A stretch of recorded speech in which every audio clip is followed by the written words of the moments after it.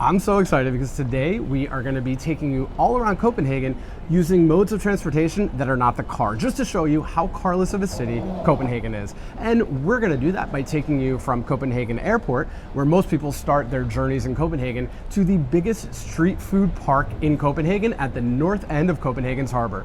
But first, let's talk about where we are now, the airport. Mike? Right there, so we're at Copenhagen's airport, or if you want to sound like a local, Københavns Lufthavn.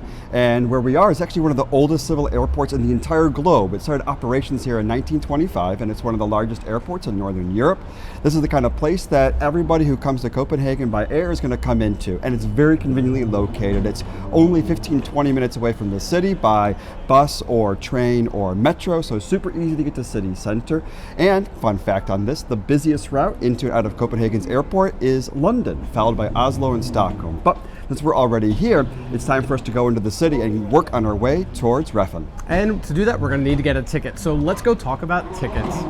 One of the best parts of Copenhagen's public transportation system is that it's fully integrated. So you can go from train to bus to metro to boat, all on the same ticket that you bought. It's a zone system, so you pay per zone and not per method of transportation. Now for locals like us, we swipe in and out with a Reisekort or a travel card, and many people will also swipe in and out or show a pass, a monthly pass that they'll buy and have for their zones of transportation. For tourists, you can also get an anonymous Reisekort, so you can get that discount that we enjoy with our travel card, or you can buy a daily or a multi-day pass in order to get around the city. If you're going to do some sightseeing though, we recommend that you get a Copenhagen card, which gives you access to over 80 different attractions and museums, as well as free public transportation included in the purchase of your Copenhagen card. Now, if you want to support our channel, you can also go ahead and buy a Copenhagen card with the links in our description, where at no extra cost to you, we'll earn a small commission on any purchase of the Copenhagen card that you make. You can find that link in our description below. I'm about to leave Copenhagen Airport using the tog, or the train. Now, this will connect me to the S-tog, or the S-train, in Copenhagen city center. Now, the S-tog is a bit like the inner-city trains that you'll find in Berlin or Vienna or Hamburg, where you can use it not only to travel outside of the city across longer distances, but also to get from point A to point B within the city. It's the city's train system that also connects it to the suburban area. The S-tog, or the S-train in Copenhagen, has been around since 1934, and it's today ridden by over 116 million people each year. It includes 7 different train lines that crisscross from Copenhagen city center out into the suburbs, over 86 different train stations. Now, each train station will have a ticket machine, so it's important that you get your ticket before you enter the train. This is true of the tog and the S-tog. You need to have that ticket before you enter the train, or you could face getting a fine, and you don't want to do that while you're traveling around Copenhagen. Now, regarding train etiquette, you want to make sure that you're paying attention to the stille zone, or a quiet car. If that's the case, you want to avoid conversation and any loud noises in the train. You also want to make sure you're not annoying locals by putting your feet up on the seat across from you. This is a big no-no in Copenhagen, so do that and you'll be fine getting around by train.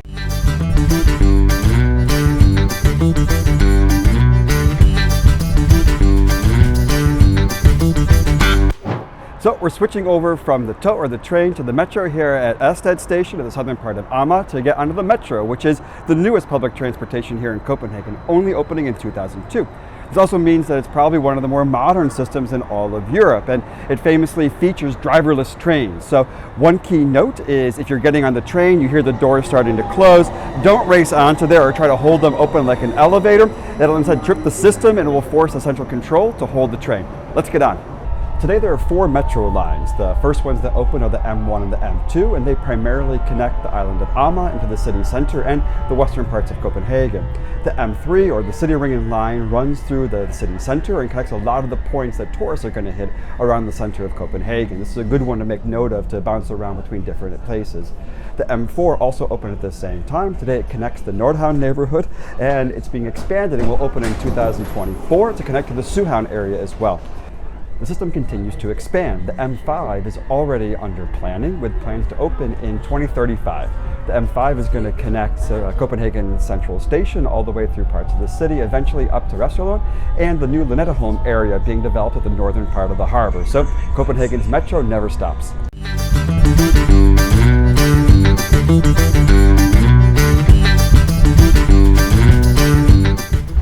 From the airport, we took a train and then the metro, and now we're about to get on a bus. So as you can tell, Copenhagen's public transportation system is very well integrated. Again, you could do all of this on one ticket.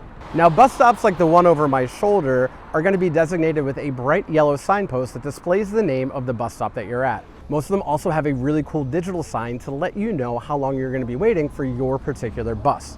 We're going to get on the two-way bus. The A lines are all of the lines that really crisscross the city center and connect people very quickly and easily. Those bus lines come every 5 to 7 minutes, so you're never waiting too long for those. There are also some that run less frequently and take people out farther from the city center. The 5C is a bus line that's known as the longest in Northern Europe, and those are designated with a turquoise stripe across the bus. Other buses will be bright yellow, just like the signs. By 2025, all of the buses that you find in Copenhagen are going to be electric or running on biogas, although most of them have reached that goal today. So getting around by bus is not only eco-friendly, but it's a very convenient and efficient way to travel around Copenhagen. Now let's get on this one.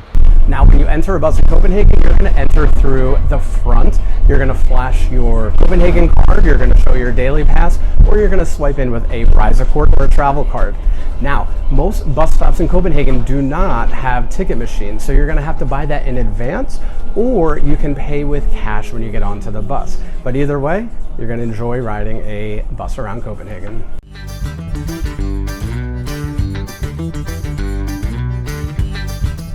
Now, we've done the train, we've done the metro, we've done the bus, but now it's time for the mode of transport that Copenhagen is probably most famous for, the bike. Copenhagen is known as one of the most bike-friendly cities in the entire world. And it's because the city has more than 350 kilometers of dedicated bike paths. It's got bike highways, bike bridges. Basically, the city is built for bikes. Half of Copenhageners use the bike to commute every single day. So you can say that rush hour is as busy on 2 wheels as it is on 4. If you're going to ride in Copenhagen, make sure you know the rules. Now make sure you know how to use your hand signals. Make sure you ride in the correct places, not on the sidewalks or in the middle of the street, and follow the rules like the traffic lights that come through. But bike is a great way to see the city, not just to act like a local, but as a tourist. It's an easy way to get between points across the city, sometimes even easier than public transit. Also, there's some beautiful bike paths that go through the city, including a great one that goes around the harbor that we highly recommend. If you're going to use a bike, we also recommend that you see if you can either borrow one from the hotel that you're at or rent one from one of the various bike shops that are around the city, or we also recommend using a company called Donkey Republic, which has these share bikes that you can use around the city. You can see them because they're bright orange. It's also a great thing that you can use because as part of our community, you can use the discount promo code ROBETROTTING, all one word, to be able to get a discount of 15% on your first ride and 5% on every ride after that. Plus, you're helping to support the channel. So why don't we get on the bikes and we'll go on our next stop.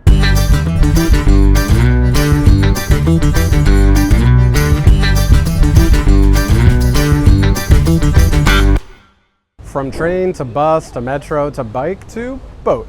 I think this is probably one of the best forms of public transportation in Copenhagen. We are on the waterbus or the water ferry. Copenhagen Harbor basically splits the city in half, where you've got Copenhagen and Amager on one side of the harbor and the inner city on the other. It's a beautiful place to flock in the summertime, especially in the warm weather, but people go swimming, biking, and walking all the time around the harbor, and you might as well use it for transportation too.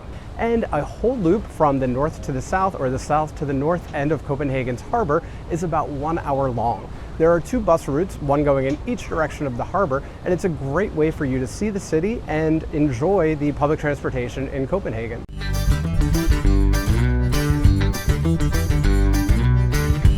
Okay, we started at the airport, we've gone on the train, we've gone on the metro, we've gone on the bus, we've gone on bikes, we've gone on the ferry, and now it's time for us to go on to the oldest form of transportation, our 2 legs. We're going to walk the last 10 minutes from the ferry stop over to Reffen so we can get ourselves a super nice street food meal watching the sunset over the city of Copenhagen. And I hope this shows you what a great city it is for Copenhagen to get around. It's flat, it's compact, the public transit goes everywhere, and when you don't want to use public transportation, your 2 legs or your 2 wheels are going to take you where you want to go.